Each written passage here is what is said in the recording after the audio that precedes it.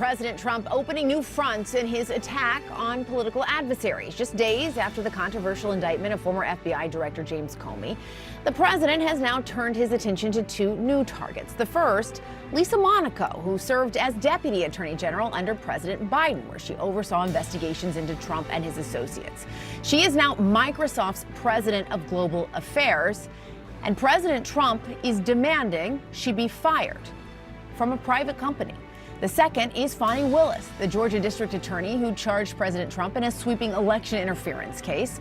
The New York Times reporting the Department of Justice has issued a subpoena for records related to her travel history. Let's bring in CNN's Kevin Liptak from the White House right now. And Kevin, the president's demands toward Lisa Monaco, really just the latest example that we're seeing of him using this power of the presidency to both pressure private companies and then more broadly with the DOJ and James Comey to prosecute his political adversaries. Yeah, that's right. And his sort of gripes against Lisa Monaco seem to stem from her role as the Deputy Attorney General in the Biden administration when the Justice Department and a special counsel were investigating Trump's role in mishandling of classified documents in his efforts to overturn the 2020 election. And it is those investigations that are really at the heart of the president's campaign for retribution. You know, you heard him talk about this just yesterday, saying that they did it to me for 4 years, essentially justifying what he said it was a campaign of weaponization, and saying that this was now his efforts to essentially repay that. And the president, I think, being pretty explicit here in what he's seeking to achieve. He says that Lisa Monaco is a menace to U.S. national security. He's not talking about indicting her like he did with James Comey, but he's saying that it's necessary for Microsoft to terminate her employment, saying that he's banned her from federal properties. He already stripped her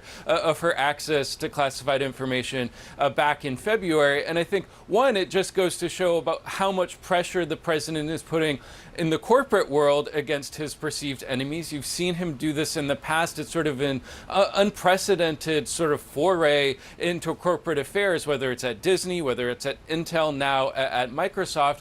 I also think it's interesting who is claiming credit for bringing this to the president's radar. It's Laura Loomer. She's the far-right activist. She said that she alerted Trump to the fact that Monaco had been hired at Microsoft, and she's saying to the CEO, are you going to comply? And so you see all of these things coming together. You know, I asked the president yesterday who was next on this list in his campaign of retribution. He claimed that there wasn't a list that he's working on, but he was pretty explicit that there will be others. He says, I hope there will be others, making pretty clear that this is sort of a center now of his presidency. Yeah. All right. Kevin Liptak with the latest there from the White House. Thank you so much for that.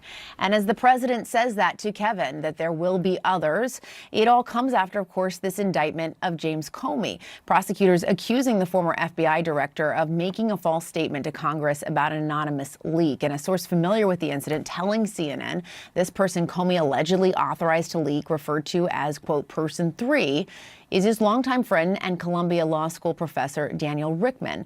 Richtman was a special government employee at the FBI at the time. Let's bring in CNN senior legal analyst Elie Honig. He's a former federal and state prosecutor. He's also the author of a new book out this month, When You Come at the King, Inside DOJ's Pursuit of the President from Nixon to Trump.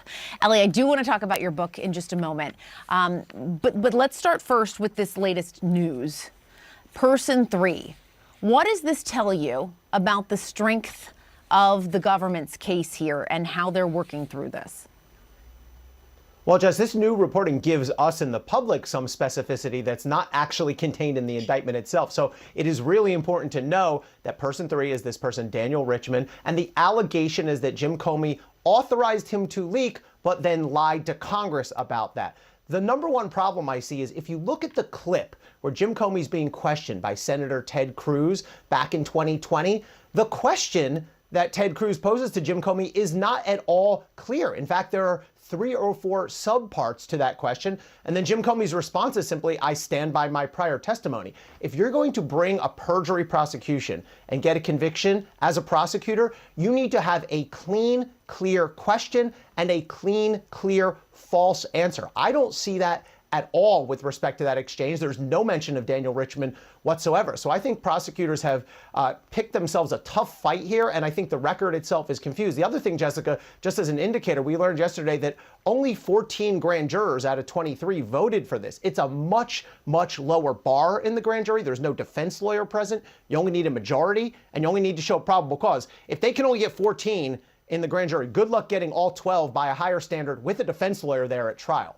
And Trump has been quite vocal about this. Last night, he posted online calling Comey, in his words, a dirty cop, thanking the FBI and DOJ for this indictment.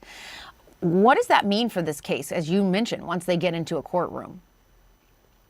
Yeah, this is more than just atmospherics and politics. This will be part of the record because Jim Comey's defense team, in all likelihood, is going to make a motion to dismiss based on what we call either selective or vindictive prosecution. It's really hard to win on those arguments. I've seen all sorts of defendants raise them because you have to show that you as a defendant were singled out for prosecution for political or other improper purposes. Now, ordinarily, it's really hard to show that type of motivation. Here you have Donald Trump's social media feed. I mean, almost on a daily basis, sometimes multiple times a day, he's celebrating the fact that this prosecution happened. He's obviously putting it in political terms. So this is going to become part of the court record. This is going to become the basis for a defense motion to dismiss this indictment before it ever even gets to a trial.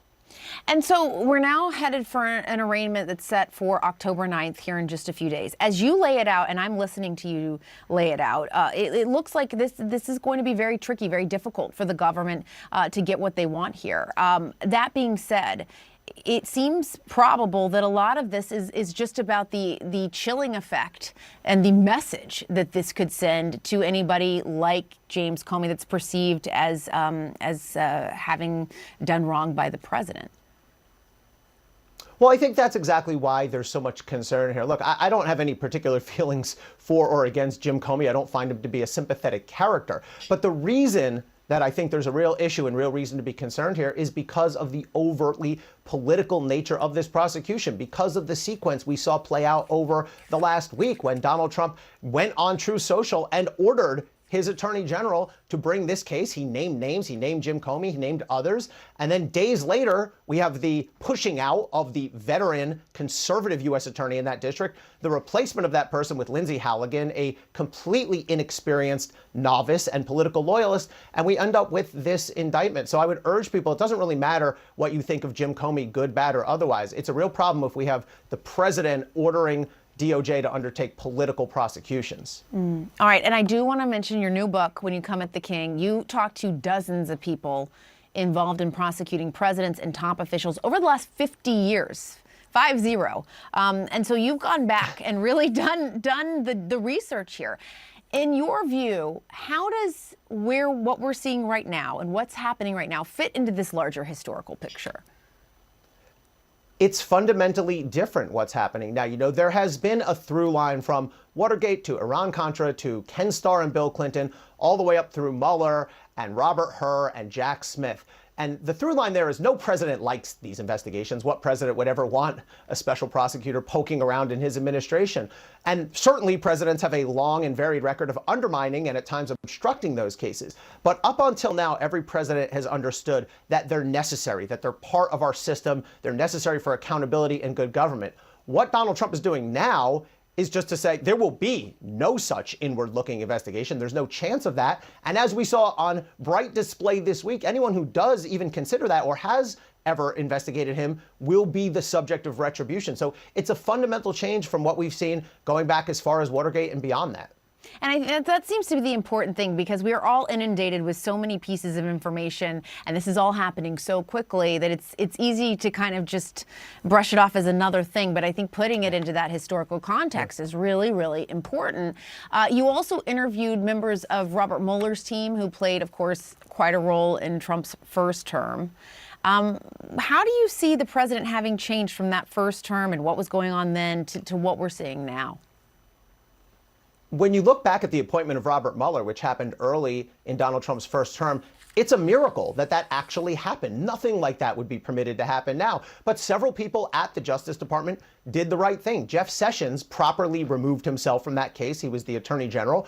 Rod Rosenstein took over and did the right thing in appointing a special counsel. Now, there's plenty of issue to be taken with the way Robert Mueller carried out his investigation. I spoke to members of his team. I spoke to members of Trump's team. I spoke to White House officials in the Trump White House. And so I thought it was interesting. Some members of Mueller's team actually said they wished he had handled the case differently and been more decisive, more clear when he announced his findings. So that's part of the history records now. But we're not going to see a Robert Mueller or anything like that over the next 3 years. And really, the pitch in the book that I make at the end is whoever comes next, we do need an independent DOJ. We do need a system for imposing accountability on the administration. As uncomfortable as it may be, it's a crucial part of who we are as a government. Yeah, and it underpins in a real way our democracy. Elie Honig, thank you so much. We really appreciate it.